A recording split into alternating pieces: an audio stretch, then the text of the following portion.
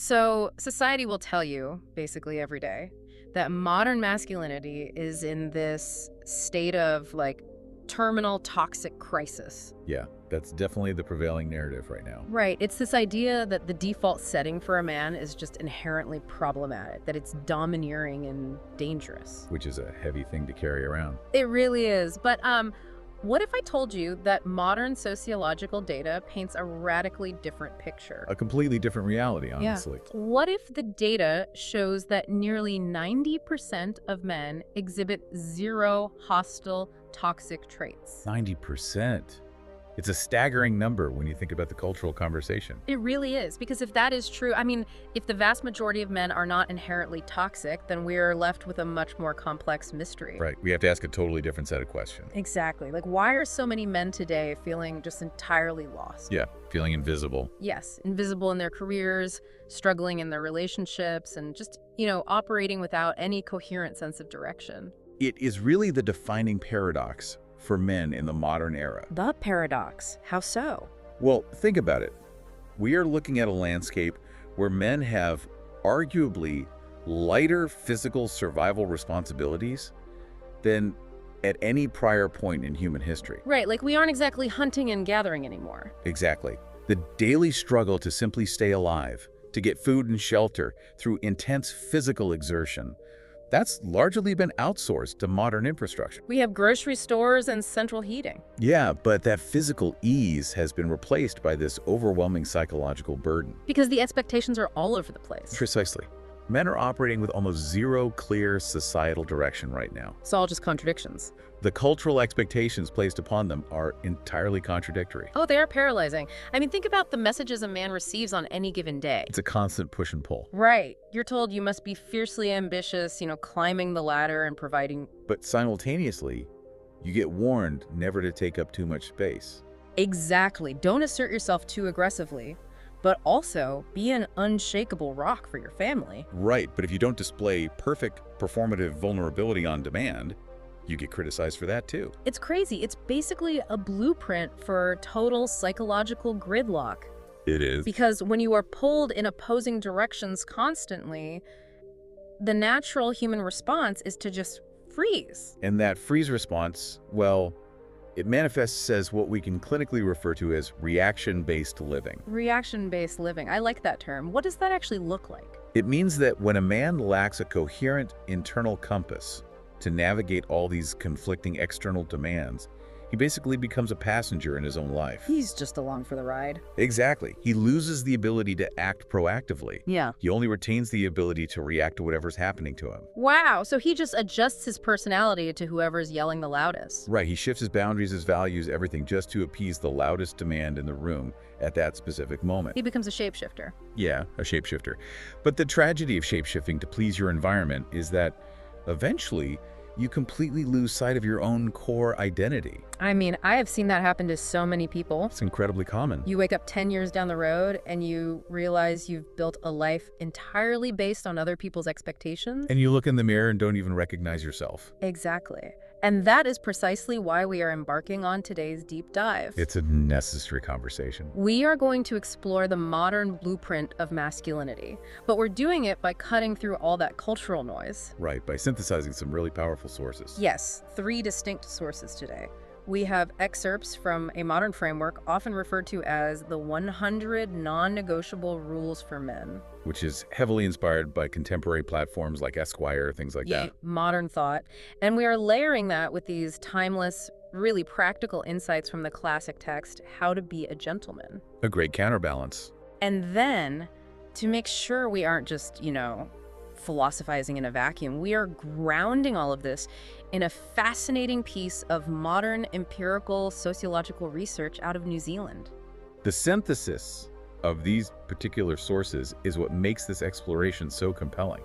It really is. Because we aren't just looking at these issues through a single lens. Right, we've got multiple angles. We are combining ethical philosophy, practical daily etiquette, and rigorous empirical data. and watching them all arrive at the exact same conclusions, it's wild. It is. But I want to set a very clear baseline for you listening right now. This is important. This deep dive is not a tutorial on how to become some internet caricature of an alpha male. Oh, absolutely not. We aren't talking about treating life like a zero-sum game where you have to dominate others to win. No chest beating here. Exactly. We are talking about building an internal code. It is about self-mastery. Because the premise of all our sources is incredibly simple, really. You cannot possibly hope to master your external environment, your career, or your relationships until you have mastered yourself. Mastery starts from the inside out. Exactly. And that mastery begins with a concept our sources refer to as the inner frame. The inner frame. Right. If reaction-based living, that shape-shifting we discussed, if that is the modern disease, the inner frame is the structural cure. I was chewing on this concept of the inner frame for days after reading the material. It sticks with you. It really does, because the sources describe it as an internal compass, one that dictates exactly what you will accept and what you will reject in your life. And crucially, doing so without feeling a shred of guilt. Right. It's a set of non-negotiable rules. But I have to admit, my initial reaction to this was skepticism. Really? Why is that? Well, I struggle with the idea of living by strict rules. Society and a lot of modern pop psychology tells us that rules make a life rigid. Yes. The idea that rules trap you. Yeah. We are sold this idea that ultimate freedom means absolute spontaneity. Just, going with the flow and being unbound by structure. It sounds nice in theory. Right. Doesn't adopting a strict list of rules make a man boring and inflexible? It is an incredibly common misconception, equating structure with a loss of freedom. So it's not true. Not at all. Psychological reality and historical precedent tell a very different story. Okay, I'm listening. Spontaneity without structure isn't freedom, it is chaos. Chaos. True, enduring freedom actually requires a massive foundation of stability. So the rules are the stability. Exactly. Without internal rules, you are at the mercy of your shifting moods, Yeah. your fluctuating energy levels. And whatever external pressures are applied to you that day. Right. I realized this while driving the other day. I was thinking about city traffic grids. Oh, that's a good analogy. Yeah, think about it. If you want to give drivers quote-unquote freedom, your first instinct might be to remove all the traffic lights. Just tear up the stop signs. Yeah, erase the lane markers. Just let everyone drive wherever they want, whenever they want. Which would be a disaster. Exactly. You don't get freedom when you do that. You get a catastrophic, anxiety-inducing traffic jam where nobody can move an inch. Right. Total gridlock. It is the rules, the agreement to stop at a red light, the discipline to stay in your lane that actually create the flow. They create the space to move. Yes. The rules eliminate the chaos so you can actually travel to your destination. Internal rules seem to function the exact same way. That is a highly accurate visualization of the psychological mechanics at play here. They create the flow of personal freedom. Exactly. When a man lacks those internal traffic lights, he inevitably crashes into specific behavioral traps. And the sources highlight this brilliantly. They do, especially when they dissect the concept of the nice guy versus the weak guy. Oh man, which brings us directly to Rule 3 from our primary list. A very important rule. Rule 3 states, stop the disease of being the nice guy. But we need to make a distinction here. Yeah, the text makes a very sharp, very necessary distinction. Being genuinely nice is not a problem. Not at all. Being weak nice is a severe liability. We have to look at the underlying motivation of the behavior. What's driving it? Right. A genuinely nice person performs acts of kindness from a position of surplus. Okay, surplus. They have a strong inner frame, their own needs are met, and they choose to extend generosity to others without expecting a transactional return. They aren't keeping score. Exactly. A weak, nice person, however, performs acts of service entirely out of a fear of conflict. You lack boundaries. Completely. Yeah. They say yes to a project at work or a favor for a friend when every fiber of their being is screaming no. I've been guilty of that. Most people have. Yeah. But they do this because they are terrified of someone being disappointed in them. So they are trying to buy approval with their compliance. Precisely. And the tragic irony of the weak, nice strategy is that it achieves the exact opposite of its goal. How so? By constantly folding, they signal to the world that their time and energy have no intrinsic value. Wow. Yeah, they just make themselves cheap. Right. They get used, they breed deep internal resentment, and they lose the very respect they were so desperately trying to purchase. Because respect always has to precede affection. Always. If you try to be liked before you are respected, you end up with neither. Exactly. Which transitions perfectly into Rule 1 from the 100 Rules. Self-respect is non-negotiable. The foundation of it all. And the source is very careful to strip away the toxic connotations here. It's not about arrogance. Right. This is not about walking into a room with an inflated ego thinking you are inherently superior to the people around you. No, it is entirely about not making yourself cheaply available to people or situations that disrespect your boundaries. Self-respect is the bedrock of the entire inner frame. If you do not enforce your own boundaries, you are silently broadcasting a signal to the world that you do not have any. And people will take advantage of that. Human nature dictates that people will push until they hit resistance. Yeah, they will. If you never provide that resistance, if you never put up a wall, they will simply expand their territory over yours. And enforcing those boundaries requires a tremendous amount of internal accountability. Which is the core of Rule 5. Right. Rule 5, take responsibility for your life. This one is tough for a lot of people. It feels like an attack on the most comfortable modern mindset available to us, honestly. The victim mindset. Exactly, the victim mindset. The sources point out that playing the victim feels incredibly warm and validating in the short term. Oh, it feels great in the moment. It feels objectively good to sit back and say, well, my boss is a narcissist.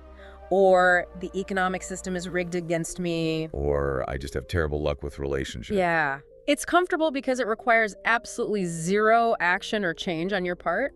It is comfortable, yes, but it is a psychological prison. A prison. The mechanism of blame is fascinating. When you blame external factors for your situation, you are simultaneously transferring all of your agency to those external factors. You're giving away your power. You are actively declaring, I am powerless to change my reality. My reality is dictated by my boss, the economy, or my partner. Man, that's bleak. It is. Taking extreme responsibility, even in situations where you are not entirely at fault, is the ultimate reclamation of power.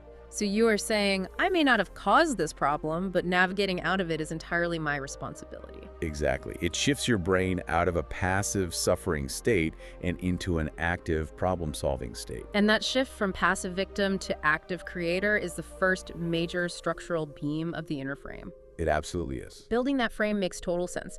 But I know that for a lot of men listening, there is a massive mental block preventing them from even starting this process. The cultural narrative. Yeah, exactly. Before we can start laying the bricks of discipline and boundary setting, we have to address the narrative hanging over every man's head today. It's pervasive. If you are trying to forge your path, you are bombarded by the idea that masculinity itself is a toxic force that needs to be suppressed, not developed. It is a heavy, paralyzing label. It really is. Okay. So let's inject some empirical reality into this. Let's look at the data from the New Zealand sociological study.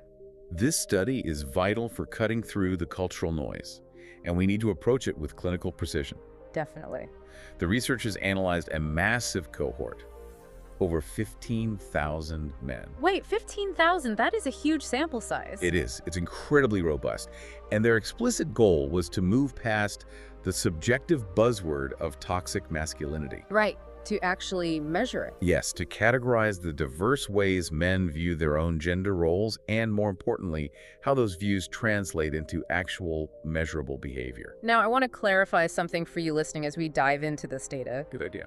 The study utilizes some very specific political and social classifications to group these 15,000 men. It does. And our objective here is strict clinical impartiality. Just looking at the numbers. Exactly. We are simply unpacking the methodology and the findings of the source material to help you understand the landscape of the data. Right. We are not endorsing or validating any specific political or social viewpoint. We're just reporting what the study found. Strictly the data. So let's look at how the researchers separated these men into 5 distinct profiles, because I was genuinely curious about the methodology here. It's a complex process. Yeah, like how do you even define a traditional masculine trait versus a toxic one in a mass survey? Well, it requires sophisticated psychometrics. Yes, psychometrics. Okay. The researchers separated behavioral intent from behavioral outcome. What does that mean in practice? For example, they might look at a traditional trait like stoicism. They would measure whether a man uses stoicism for emotional resilience to support his family during a crisis. Which would be a positive outcome. Exactly. Or if he uses stoicism to emotionally withdraw and punish his partner. Ah, which is a toxic outcome. Right. By separating the trait from the application, they found that the largest group by far comprising 35% of the men, were classified as atoxics. Toxic. So the little definition being absent of toxicity. Correct. These men highly value traditional masculine traits. Like what? They believe in strength, in providing, in being a protector. Okay. However, their application of these traits results in highly positive social behaviors. So they use that strength for good. Yes, they exhibited zero baseline hostility, zero aggressive sexism, and no propensity for dominance-based violence. Wow. They represent a healthy, integrated version of masculinity that benefits their communities. And that's 35%. That is a massive foundational block right there. It's a huge portion of the population. Then the researchers identified two middle groups. They labeled them LGBT-tolerant moderates and anti-LGBT moderates. Right, the moderate groups. And combined, these two moderate groups make up over 50% of the entire study population. So we are talking about the vast majority now. Yeah. Now, the source material explicitly notes that the study separated these two groups based on their self-reported sexual prejudice on a social axis. They did. But the critical finding, the data point that shifts this entire conversation, is that neither of these massive moderate groups exhibited aggressive or hostile toxic traits in their general behavior. That is the defining clinical takeaway here. It's huge. Regardless of where these men fell on that specific social or political axis, their day-to-day expression of masculinity did not manifest as dangerous, hostile, or aggressively toxic. They weren't out to hurt anyone. No, they were not walking around seeking to dominate others through intimidation. So if we combine the 35% atoxic group with the over 50% residing in the two moderate groups, We are looking at nearly 90% of the male population. 90%. 90% of men simply do not fit the loud, dangerous, media-driven stereotype of the toxic male. It's a massive paradigm shift. That number should fundamentally change how we talk about this issue. It really should. But the researchers did, of course, find toxicity. Yes, the remaining minority. Right. We have to look at the remaining roughly 11% to understand what that actually looks like. The study identified a group they termed benevolent toxic, which makes up about 8% of the men. Benevolent toxic? That sounds like an oxymoron. The psychology here is nuanced. Benevolent implies they are well-meaning, and in their own minds, they are. Okay, so what are they doing? These men hold a highly paternalistic worldview. They actively desire to protect women and provide for them. Which sounds fine on the surface. But they do so from a rigid patriarchal standpoint that fundamentally views women as inherently weaker, less capable, or in constant need of saving. Oh, I see. So on the surface, their behavior might look like traditional chivalry. Right. Insisting on paying for every meal, opening every door, taking over physical tasks. But the underlying psychological mechanism is actually restrictive. Exactly. It limits the autonomy of the women in their lives by treating them as fragile dependents. It is toxicity through restriction rather than aggression. That makes sense. It's a subtle kind of control. Yes. But that brings us to the final and most concerning group. The profile the researchers labeled hostile toxic. And how big is this group? This group made up a mere 3.2% of the 15,000 men surveyed. Just 3.2%. Wow. What is the behavioral profile of this fraction of the population? This 3.2% exhibits the traits that society rightfully fears and condemns. The really bad stuff. Yes.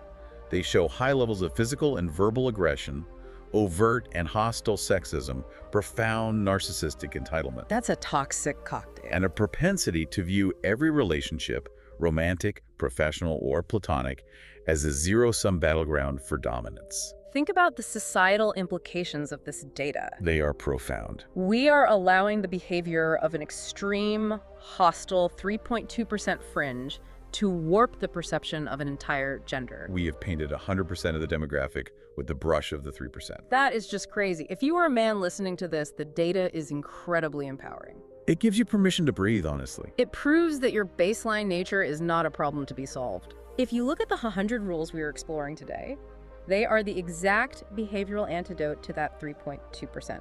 They are. They align perfectly with the atoxic group, teaching you how to cultivate immense personal strength without a drop of hostility. It provides a vital psychological reframing. Totally. If you operate under the cultural assumption that your inherent masculinity is toxic, you will spend your entire life apologizing for your existence. You will constantly shrink yourself. Exactly. The data frees you from that unearned guilt. Yes. It provides the empirical permission to pursue strength, discipline, and authority, knowing that you are aligning with a healthy, constructive majority. So if we accept the data, if 90% of men aren't inherently toxic or aggressively domineering, why do so many still feel invisible? That is the million-dollar question. Why do they struggle to command respect in their workplaces or their own homes? If they aren't toxic, what is going wrong? They are actively, albeit unconsciously, giving away their power. Giving it away? How? Well, the primary mechanism for this surrender isn't physical weakness. It is verbal weakness. Verbal weakness. The vast majority of men hemorrhage their own authority every single time they open their mouths. The currency of trust and the disease of over-explaining. This is a massive pivot in our blueprint. It's a crucial one. Rule 2 of our non-negotiable list states with absolute clarity, keep your word. Simple but profound. The source material utilizes a quote from General Hugh Shelton that completely reframed this for me. Oh, the integrity quote. Yes. He stated, without integrity, you have no foundation. So true. The concept is that your word is your literal currency. If it is hollow, you are bankrupt, and it does not matter how much money is sitting in your checking account. To understand this, we can draw a direct parallel to macroeconomic theory. Oh, I like this. Like inflation. Specifically fiat currency and inflation, yes.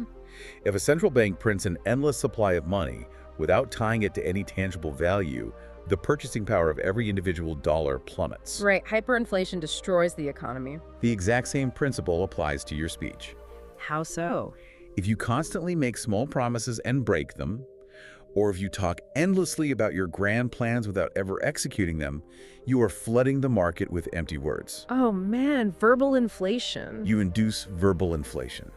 Eventually, people still hear the sound of your voice, but they assign zero weight to your statements. Verbal inflation. That is a brilliant way to conceptualize it. Your words literally lose their purchasing power in social situations. They become worthless. And that ties intimately into Rule 61, which is an advanced expansion of Rule 2, stop over-explaining. This is where a lot of guys trip up. Now, I have to push back heavily on this one. I struggle with this rule. It's counterintuitive for modern culture. It really is. Everything in modern corporate culture and relationship counseling tells us that over-communicating is the holy grail. We are taught that transparency requires giving everyone all the details. Right. If I make a decision as a manager or in a relationship and I just state the decision and stop talking, don't I look arrogant?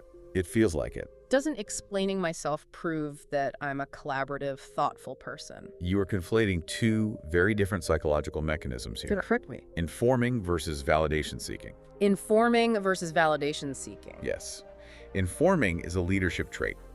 It is providing the necessary, concise context required for someone else to understand a situation or execute a task. Just the facts. Over-explaining, however, is driven almost entirely by insecurity. Really? Insecurity? Think about it. When you over-explain a decision, when you send a massive paragraph outlining your thought process, justifying why you couldn't do something else, and pleading for the other person to understand your unique circumstances, Yeah. you are subconsciously signaling that you do not trust your own judgment. Wow. You are essentially handing the judge's gavel to the person you are speaking to, begging them to bang it and declare your decision valid. Exactly. You are seeking their permission retroactively. Oh, that stings. And humans are incredibly adept at sniffing out insecurity. We really are. We can smell it. A man operating from a strong inner frame analyzes a situation, makes a decision, states it clearly, and embraces the silence that follows. He just lets it sit there. If a colleague or partner requires more clarity, they will ask a clarifying question. Right. But offering up a preemptive, defensive manifesto before you have even been challenged, it instantly vaporizes your authority. That makes total sense. I can picture text message threads right now where one person sends a 5-paragraph essay defending a minor choice. And the other person responds with, just okay. Yes. The power dynamic in that exchange is devastatingly clear. The less you say, the more weight it carries. Which brings us to another form of validation seeking. Rule 14, over-availability lowers your value. Another modern trap. We are conditioned by our smartphones to be infinitely accessible. We pride ourselves on answering the Slack message in 4 seconds. Or picking up the phone on the first ring every single time. It returns to the economic principles of supply and demand. Just like the verbal inflation. Exactly. If your time and attention are infinitely available to absolutely anyone who demands them, the perceived value of your time drops to near zero. Because it's practically free. Right. The man who drops his own priorities to instantly accommodate every minor request isn't viewed as a selfless hero by his peers. How is he viewed? He is viewed as a man whose own life mission isn't particularly important. Ouch. Guarding your time and occasionally being unreachable because you are focused on deep work or personal presence is not an act of arrogance. It's boundaries again. It is a demonstration that you value your own life. But, you know, the moment you start guarding your time and setting those boundaries, you hit a wall of resistance. People don't like losing access. People who are used to your infinite availability will push back hard. They absolutely will. And the sources highlight Rule 18 to deal with this. Recognize emotional blackmail. This is a pervasive tactic. It's those subtle, stinging statements like, I guess if you really cared about this team, you'd work the weekend. Or, if I were a priority to you, you wouldn't have made those plans. Yeah, that stuff is brutal. Emotional blackmail is a highly effective control tactic. It's designed to completely bypass your logical prefrontal cortex and directly attack your emotional center with guilt. It's a targeted assault on your inner frame. The weak, nice guy we discussed earlier, he folds to emotional blackmail instantly. Because he can't handle the guilt. He cannot tolerate the feeling of being perceived as the bad guy. Right. The man living by this internal code, however, recognizes the tactic for what it is. Manipulation. He neutralizes the guilt internally, and he holds the boundary. Crucially, he doesn't get angry or defensive. He just simply refuses to comply with the manipulation. Because he knows his standards are fixed. Which leads to a rule that might seem contradictory at first glance. Rule 68, admit when you are wrong. It sounds like giving up power, but it isn't. Right, because we just spent all this time talking about not over-explaining, holding firm boundaries, and guarding your authority. Doesn't standing in front of your team or your partner and saying, I was wrong, shatter that authority and make you look weak? It only makes you look weak if your authority is built on a fragile, inflated ego. Oh, interesting. Admitting a mistake is actually the ultimate flex of an unbreakable inner frame. The ultimate flex. Walk me through that. Let's look at the psychology of a crisis. Imagine a project manager realizes he made a catastrophic logistical error that will cost the company money. A nightmare scenario. The weak manager panics, shifts blame, over-explains the circumstances, and tries to hide the damage to protect his ego. I work for that guy. Most of us have. Now, the strong manager walks into the room and says, I miscalculated the timeline. The error is mine. Here are the 3 steps I'm taking right now to mitigate the damage. The respect for the second manager goes through the roof instantly. Because egos break, but standards do not. Man, that's a great line. When you admit you are wrong without making excuses, you demonstrate that your highest priority is aligning with objective truth. Not protecting a delicate self-image. Exactly. A man who readily admits his mistakes is a man tethered to reality. And you can trust a man like that implicitly. Because you know he won't lie to you to save his own face. Egos break, standards don't. That is a principle to build a life on. It is the bedrock. And that pivot from refusing to over-explain to confidently admitting a mistake transitions us beautifully into the actual physical mechanics of holding your ground. The mechanics of silence. Yes, let's explore the advanced skill of silence and emotional control. This is where it gets really tactical. Rule 13 states bluntly, don't underestimate silence.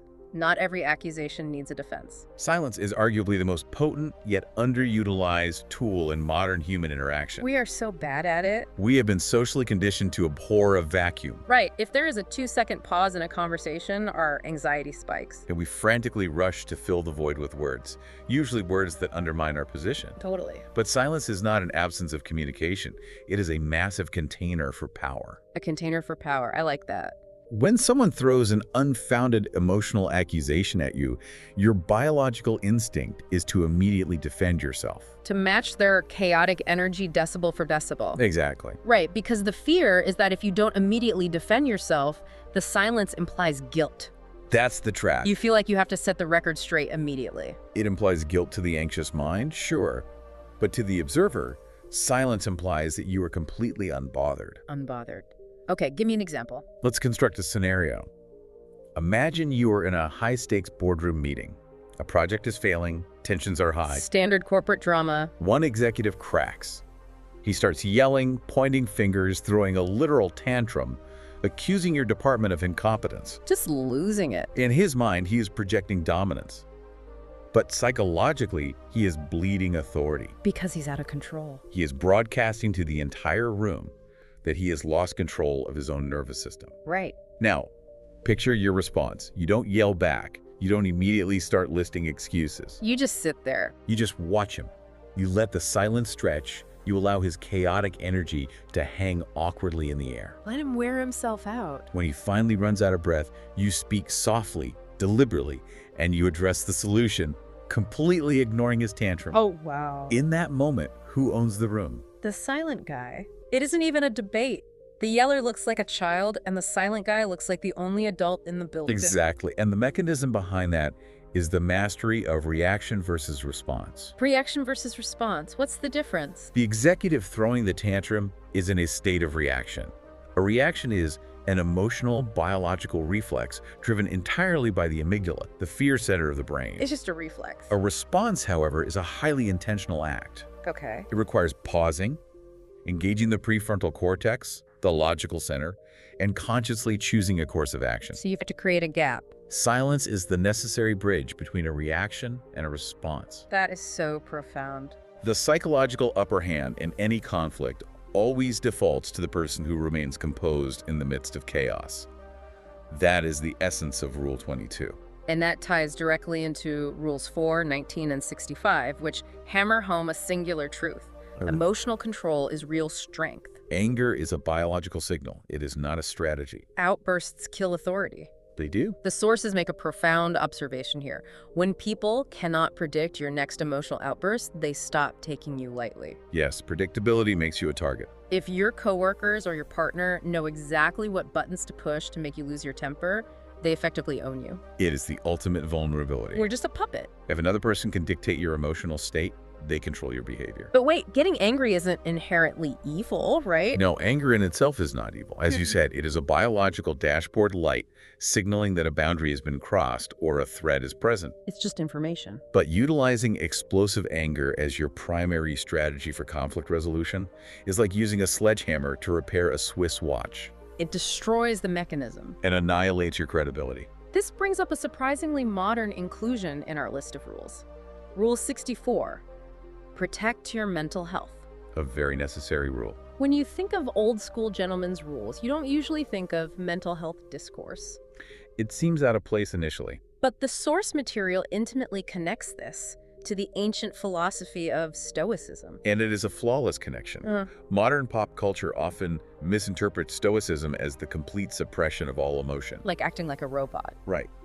But true Stoicism is simply the rigorous categorization of reality into two columns. What you can control and what you cannot. Exactly. You cannot control the macroeconomic climate, the traffic on your commute, or the unfair opinions of a stranger on the internet. So why stress over them? You have absolute control over your effort, your focus, and your internal response. Protecting your mental health, in this context, means violently and ruthlessly filtering out the noise of the uncontrollable. It is an act of disciplined psychological self-defense. That word disciplined is the hinge for everything we are discussing. It's the engine that drives it all. You cannot suddenly fake emotional control in a boardroom crisis if you don't practice control over your own daily life on a random boring Tuesday. You cannot summon Stoicism out of thin air. You have to build it. Let's look at the foundation of that discipline. Rule 6 and 75 provide the thesis. Discipline over motivation. Direction is far more important than motivation. This is where philosophical concepts must translate into physical action. The rubber hits the road. Motivation is an emotion. And like anger, joy, or sadness, motivation is entirely fleeting. It comes and goes. It is dependent on a fragile ecosystem. How well you slept, your blood sugar levels, whether it's raining outside or someone gave you a compliment. It's basically weather. Exactly. If your life architecture is built on the foundation of motivation, you are building a skyscraper on a swamp. It's gonna sink. Discipline is a steel beam. Discipline does not care if you are tired.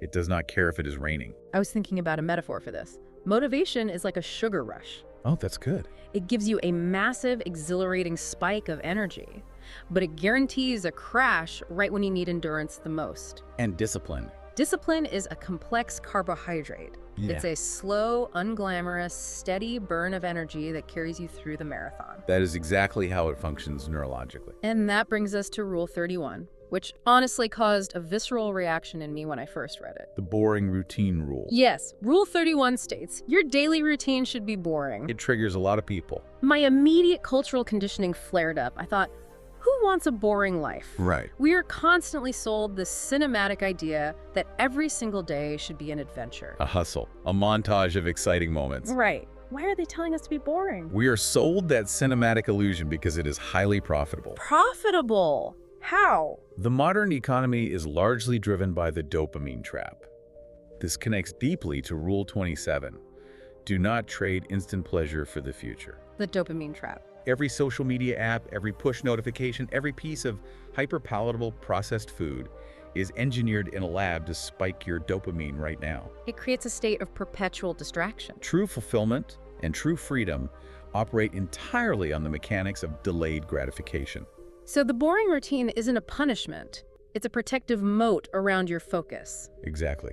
Waking up at the exact same time every day, eating the same healthy meals, going to the gym when it's cold and dark, Reading a dense book instead of scrolling short-form video. sitting down for 2 hours of deep work. These are profoundly unglamorous, boring bricks. But if you meticulously stack enough of those boring bricks over a decade, You build an impenetrable castle of freedom. that's a great image. The man who relies on the sugar rush of motivation is a slave to his internal weather The man with a boring, locked-in, disciplined routine is completely free. because he knows he will execute regardless of the conditions. And that execution is not purely mental.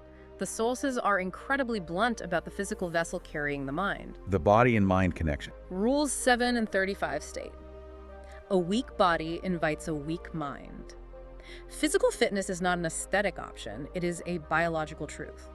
It's not about vanity. And to be clear, the material isn't suggesting every man needs to look like a professional bodybuilder. No, not at all. It is pointing to the undeniable neurological connection between physical capability and mental resilience. The connection is physiological. Tell me more about that.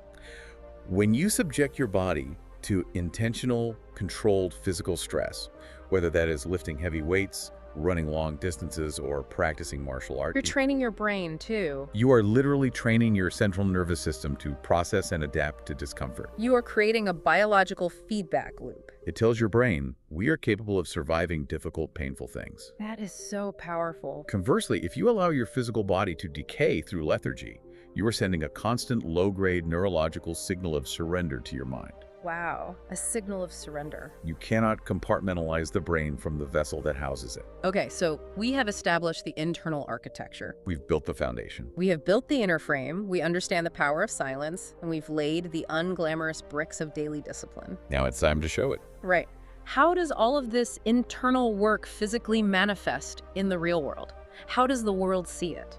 We transition to presentation. Let's transition from the internal mindset to the external presentation and etiquette. Because once that internal foundation is solid, you don't need to loudly announce it. Your physical presence does the talking for you. This is a crucial pivot. We are moving from the unseen architecture to the visible facade. And the facade matters immensely. It really does. But there is a pervasive modern trend, particularly in tech and startup cultures, to aggressively dismiss presentation as superficial. Yes, the anti-aesthetic movement. There is this prevailing mindset of, I wear a stained hoodie and sweatpants to the office every day because I am focused on higher level problems. My work should speak for itself. The myth of the disheveled genius. Precisely. But that mindset completely ignores the profound psychology of signaling, both to others and to oneself. It really does. Yeah. Let's revisit Rule 1, but look at its physical application. Stand up straight. The Jordan Peterson classic. We touched on it briefly, but the physiological mechanics are fascinating. Amy Cuddy's foundational research at Harvard on power posing demonstrated that physically taking up space, rolling your shoulders back, and standing tall literally alters your brain chemistry. It changes your hormones, right? It can measurably increase testosterone, the hormone associated with dominance and risk tolerance, and simultaneously decrease cortisol, the primary stress hormone. Your posture is not just a social signal to the room, it is an active biofeedback loop regulating your own brain state. You are literally hacking your own neurochemistry just by changing how you hold your spine. That is incredible. And the rules extend this concept of signaling into specific choices of attire. The micro details. Rule 11 emphasizes fit over brand names. Rule 6 is the classic mandate to shine your shoes. Rule 19 advises wearing a real analog watch instead of a digital toy. It is vital to understand that these rules are not endorsing mindless consumerism or vanity. They aren't saying, go buy a Rolex. No.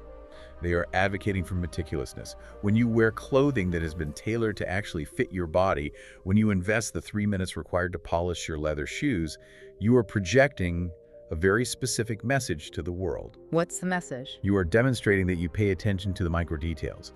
You are saying, I possess enough self-respect and enough respect for the people I'm interacting with today to present the highest quality version of myself. I understand the meticulousness argument, but I have to bring up Rule 20 because I genuinely laughed out loud when I read it.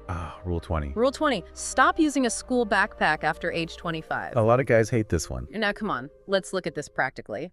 If I commute on a train and I have a laptop, a charger, and gym clothes, a backpack is objectively the most ergonomic, practical solution. Functionally, you are correct. Is a piece of nylon with 2 straps really destroying my maturity? The resistance to this rule is always strong. But let's look past the utility of the bag and analyze the psychology of cultural archetypes and life transitions. Okay, hit me. The backpack is deeply, perhaps permanently, encoded in our cultural subconscious with the archetype of the student. The student, okay. It represents someone who is still in the preparation phase of life, someone who is a dependent, someone navigating a campus. A kid going to class. Exactly. Transitioning away from that aesthetic, whether you move to a structured briefcase, a high-quality leather messenger bag, or a professional hold-all, is a physical ritual of maturation. It's a rite of passage. It is not really about the bag. It is about self-awareness. It is a signal you send to yourself every morning that you have graduated from the preparation phase. You are entering the professional arena as an adult. A man who takes his role seriously. Your external presentation is how you control the narrative of who you are before you even introduce yourself. Controlling the narrative through physical cues. That makes total sense. It's all about intentionality.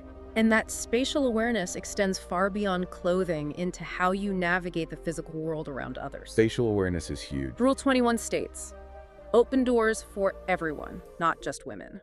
The sources are explicit that this is about universal respect, not outdated chivalry. By making the act universal, it shifts from a gendered, potentially paternalistic gesture, which we saw in the benevolent toxic profile, into a pure display of spatial awareness and service. It's just being observant. It silently communicates, I am highly observant of my environment, and I possess the surplus capability to make the path slightly easier for the human being walking behind me, regardless of their age, gender, or status. That is the essence of quiet, everyday leadership. And in the modern era, spatial awareness has to include digital spatial awareness. Oh, definitely. Rule 26, phone off the table. Rule 35, listen more than you speak. I see this violated constantly. Everywhere you look. You walk through a restaurant and you see 2 people having dinner, and both of them have their smartphones resting face up right next to their forks. It's tragic. It's as if they're implicitly saying, you currently have my attention, but only until a more interesting notification buzzes. Placing a smartphone on the table during a conversation is a physical declaration of divided loyalty. Divided loyalty. That's a strong way to put it. It tells the person sitting across from you that they are merely competing for your bandwidth. They are second place to a screen. Choosing to keep the phone entirely out of sight and practicing deep, active listening has become a rare superpower in a distracted world. It really is a superpower. When you genuinely listen to someone without formulating your response while they speak, you grant them profound dignity. You make them feel seen. A man who possesses the discipline to make others feel truly seen wields an immense amount of quiet influence. Which bridges us perfectly to the next phase of this blueprint. Right, because if a man with a strong inner frame doesn't loudly demand attention, but rather naturally commands it through discipline and presence, how does that translate into the most intimate, vulnerable parts of his life? Relationships. Let's examine leadership and the navigation of relationships. We have to start with the absolute, uncompromising baseline. The hard line. Rule 31, never raise your hand to a woman. The source material presents this as the ultimate, non-negotiable floor of respect. There is zero room for nuance or contextual debate here. None whatsoever. It is the hard, bright line that separates a man in control of his inner frame from a man entirely consumed by chaos. It's the ultimate failure. The moment physical intimidation or violence enters a dynamic where there is an inherent biological disparity in physical strength, all authority, all respect, and all personal dignity are forfeited immediately and permanently. Permanently forfeited. It is the ultimate failure of emotional control. And flowing directly from that baseline of physical safety is the baseline of emotional respect. Rule 32. Rule 32. Respect no without arguing. On the surface, obviously, this is the foundational rule of consent. Yes. But the sources dive much deeper into the psychology of this interaction, suggesting that how a man handles no reveals his entire internal architecture. It is the ultimate stress test of ego control. How does that work neurologically? Let's examine the neurology of rejection.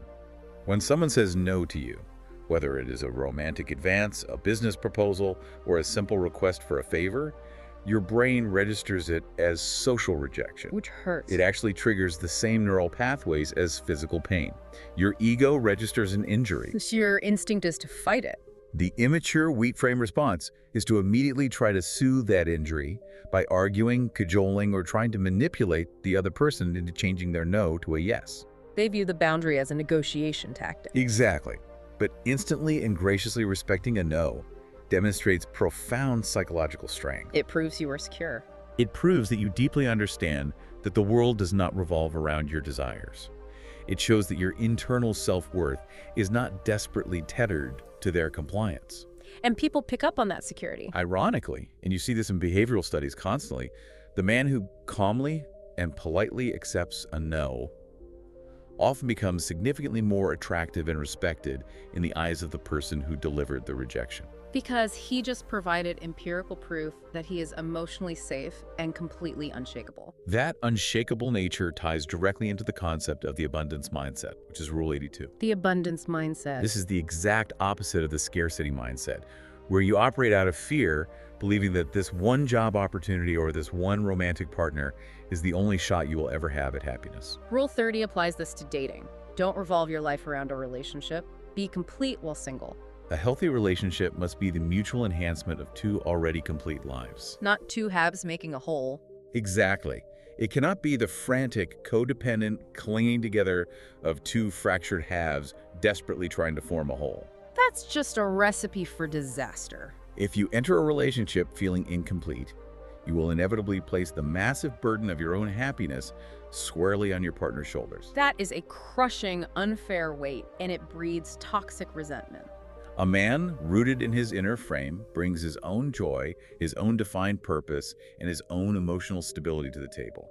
So because he is already complete, he isn't chasing validation. Rule 29 says, don't chase attraction, chase character. The cart before the horse. The idea is that if you build the character, the attraction becomes a natural byproduct. And because he operates from a position of abundance, he can genuinely embody Rule 39. Celebrate your friends' wins without envy. Envy is the toxic exhaust fume of a scarcity mindset. The pie analogy. Right. If you fundamentally believe that success, wealth, or happiness is a finite pie, then your friend getting a larger slice means there is less pie available for you.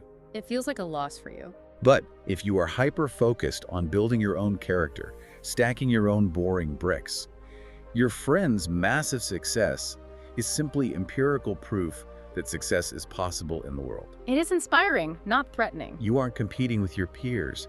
You're only competing with the man you were yesterday. That is the essence of true leadership. As Rule 76 states, leadership is never announced. You don't just declare it. You don't walk into a room, bang on the table, and declare yourself the leader. You simply act with discipline, you listen intently, you hold firm boundaries, and the people around you naturally orient toward your gravity. But this is where the blueprint faces its ultimate test.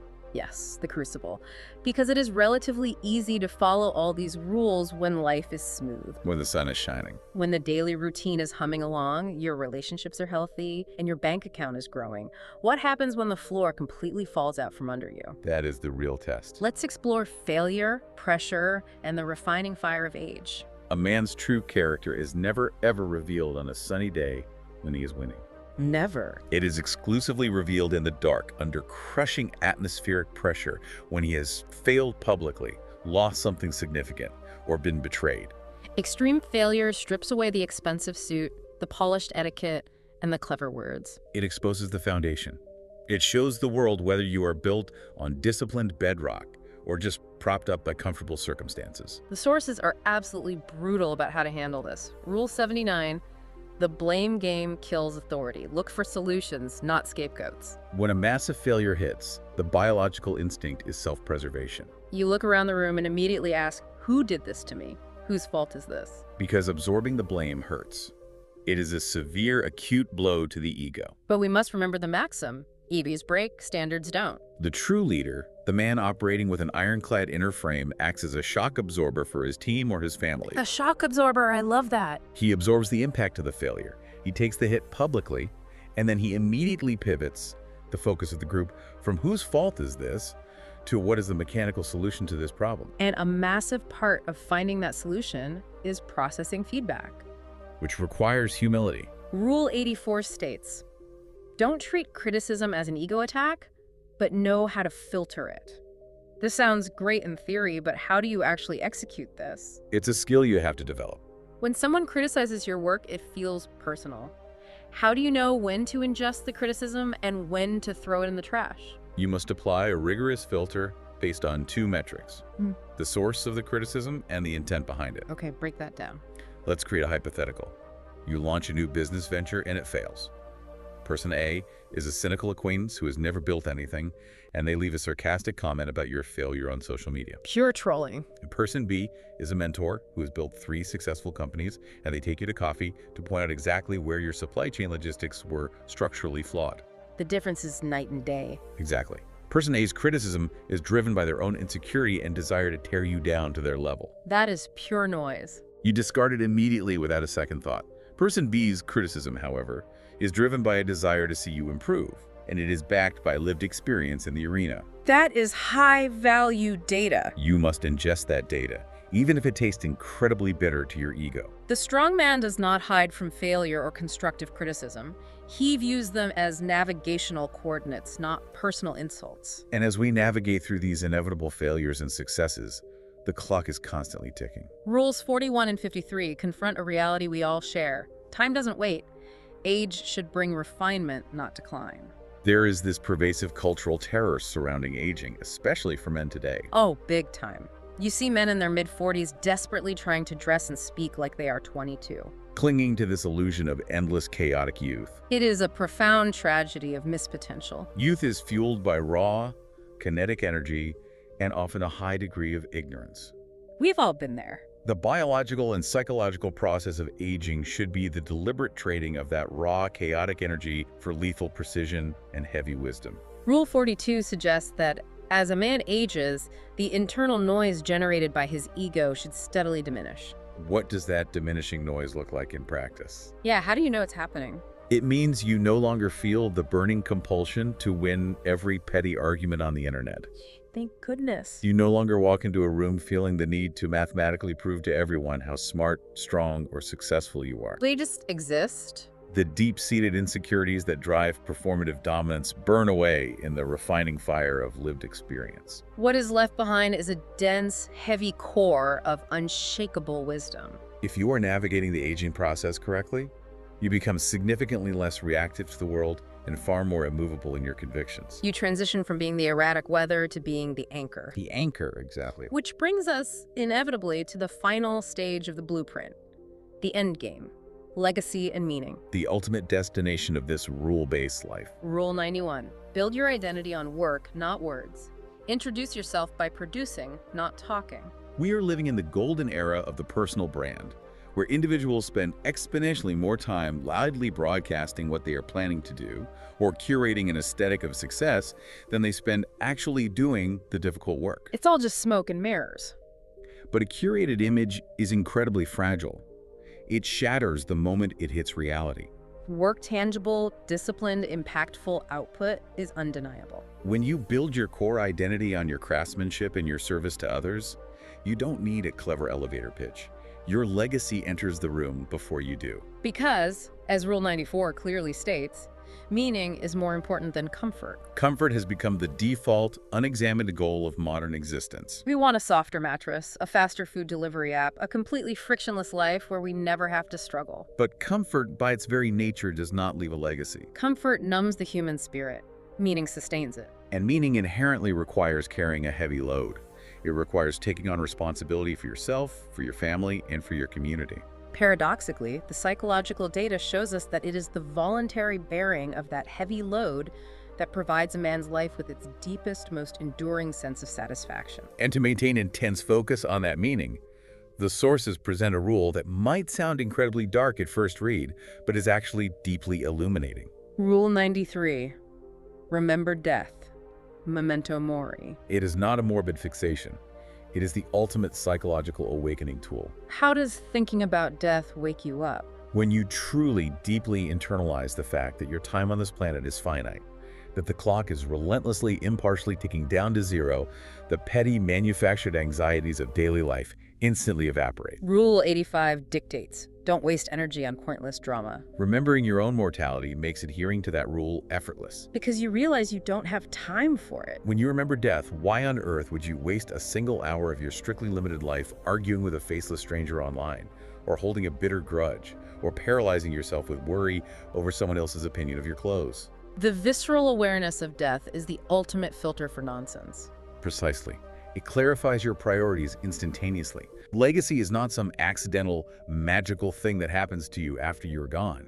Legacy is the accumulated, compounding result of your daily discipline. It is the sum total of your daily adherence to your inner frame. It is built entirely in the quiet, unglamorous, unwitnessed moments of choosing the hard right path over the easy wrong path.